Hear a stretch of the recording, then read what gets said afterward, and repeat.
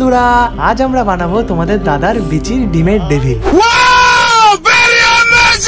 বাংলায় হচ্ছেটা কি এখন? বাংলায় সব থেকে দুটি জিনিস বেশি ভাইরাল, এক হচ্ছে বাংলা জুড়ে দেখবে সবে দিদি আবার সিএম হবে, গজ্জে বলের লড়াই হবে, আর এক হচ্ছে ইউটিউব। আর আমরা এর মধ্যে দিয়ে দেব টমেটো। মজা নেই আ রাহা হ্যায়। আর এই দুটি জিনিসের মাধ্যমেই নষ্ট হচ্ছে বাঙালির কালচার, সমাজ, এডুকেশন সবকিছুই। তবে যদি আপনি চান তাহলে এই ইউটিউবার রাজনীতির মাধ্যমে বাঙালি সমাজ, বাঙালি কালচার, বাঙালি এডুকেশন এইগুলিকে আপনি পরিবর্তন করতে পারেন। इस वीडियो में हम एक माँ की ख्वाहिश पूरी करने वाले हैं। हमें पता चला कि उसे अपने बेटे की स्कूल की फीस देने में मुश्किल हो रही। नो प्रॉब्लम, हम है ना, सरप्राइज। लेकिन एक गुप्त बात उन्हें पता नहीं थी कि तीनों बक्सों में पैसे और चेक रखे थे। वो बहुत भावुक हुए और हम सब खुश हुए। কিন্তু সেটা না হয় বাঙালি ইউটিউবাররা অন্য কিছু করছে।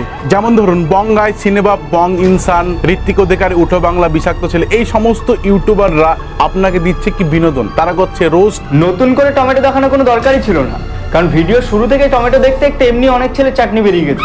না হলে এই সুরজিতের মতন ব্লগ করতে ব্যস্ত, খাবারের দোকান সেরকম নরম, মানে ফাটাফাটি সেরা বিরিয়ানি। कौन है ये लोग, कहां से आते हैं?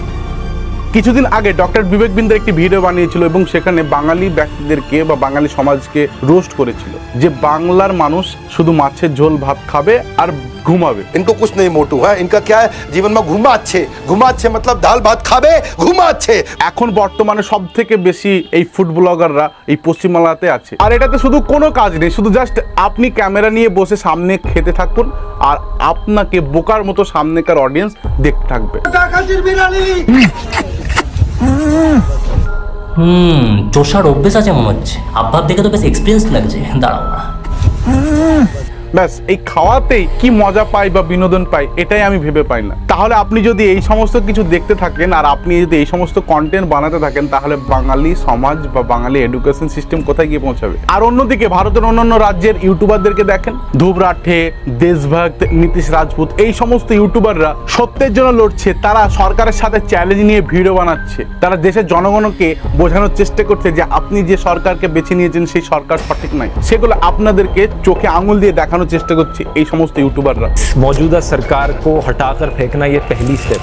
कैसे इलेक्शन कमीशन को फ्री करना है, कैसे सीबीआई को आज़ादी देनी है, कैसे ईडी को आज़ाद करना है सरकार के हाथों से। आपको लगता है कि कॉन्स्टिट्यूशन खतरे में है? बीजेपी के खुद के लीडर्स बोलने लग रहे हैं ये कि हम तो कॉन्स्टिट्यूशन बदल देंगे 400 पार होने पे। ধ্রুব রাঠে তো আবার ভারতের অন্যান্য রাজ্যের মানুষদেরকে তার লোকাল ল্যাঙ্গুয়েজে বোঝানোর জন্য আরো 5টি ল্যাঙ্গুয়েজ বাড়িয়ে ভিডিও ছাড়ছে। এছাড়াও তিনার ভিডিও কিছু কিছু স্থানে আবার ডিসপ্লেতে লাগিয়ে, ঠিক শিক্ষা কেন্দ্রের সামনে বা রাস্তাঘাটে যেখানে ভিড় হয় সেই জায়গাতেই ডিসপ্লেতে তার কথাবার্তাগুলো মানুষের সামনে পৌঁছানোর চেষ্টা করছে। सिसोदिया के लॉयर ने यही चीज बताने की कोशिश करी थी दिल्ली हाई कोर्ट को कि यहाँ पर कोई मनी ट्रेल नहीं है, इनफैक्ट इस पॉलिसी से देश की जनता को फायदा हुआ।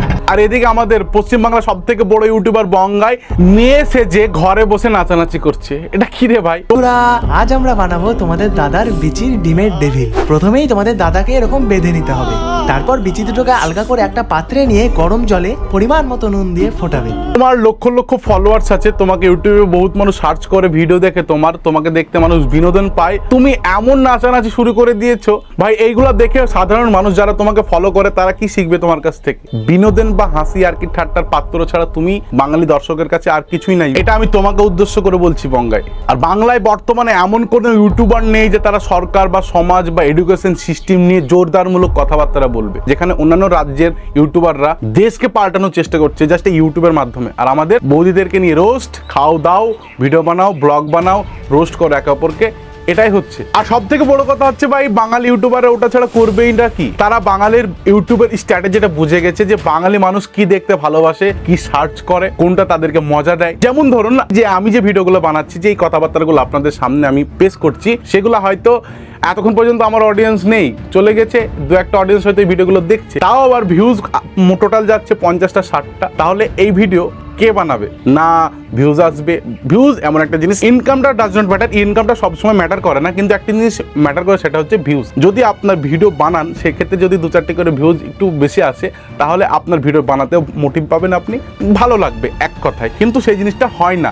আমার কথা নাহলে ছেড়ে দিলাম, আমি একটা ছোট্ট কন্টেন্ট ক্রিয়েটার, আমি আপনাদেরকে আর একজন বাঙালি ইউটিউবার আছে তার কথা বলি। আমার এডিটিং ভালো নয়, না হলে কথাবার্তার স্টাইল ধরন কোনো কিছুই ভালো নয় যেটা মানুষকে আমার ভিডিওর দিকে টেনে আনবে। কিন্তু আমি আপনাকে এই যে জ্ঞান গপ্প, এই ছেলেটির কথা বলছি যে একটা ইউটিউব চ্যানেল আছে জ্ঞান গপ্প বলে, তার ভিডিওটি আপনি দেখুন, যে তার ভিডিওর কোয়ালিটি বা তার কথাবার্তার স্টাইল খুব সুন্দর, কিন্তু তারও ভিউজ সেই 1500, 2000, 1000, 20 থেকে 25 মিনিট ভিডিও বানাচ্ছে এত কষ্ট করে, এত মেহনত করে, কিন্তু বাঙালি অডিয়েন্সরা সেটা দাম দিচ্ছে না। দিচ্ছে কাকে? সিনেবাবকে, যে গালাগালি করছে, বা বঙ্গাইকে, বিষাক্ত ছেলে, উঠো বাংলা, যারা রোস্টিং করছে, যারা বৌদিদেরকে দিয়ে ভিডিও বানাচ্ছে, যারা নাচানাচিকে নিয়ে রোস্ট করছে, বা যারা ফুড ব্লগ করছে। আসলে ওটা কোনো ব্যাপার নাই, ব্যাপারটা হচ্ছে যে আপনি বাঙালি মানুষকে পাল্টাতে পারবেন না। যতই আপনি ঢাকঢোল পিটিয়ে দেশের জন্য ভিডিও বানাবেন, রাজ্যের জন্য ভিডিও বানাবেন, সেই তো বাঙালি মানুষ সার্চ করবে বৌদির আলু পোস্তর ভিডিও। চেখে নেবেন পরিবেশনের আগে। অসাধারণ সুন্দরী। তো বন্ধুরা, ভিডিওটি যদি ভালো লাগে তাহলে চ্যানেলটি সাবস্ক্রাইব করা দরকার নাই, যদি নাও ভালো লাগে তাও সাবস্ক্রাইব করার দরকার নাই, জাস্ট এড়িয়ে যান। ভিডিও দেখেছেন চলে যান, আর এখানে কোনো কিছু নেই।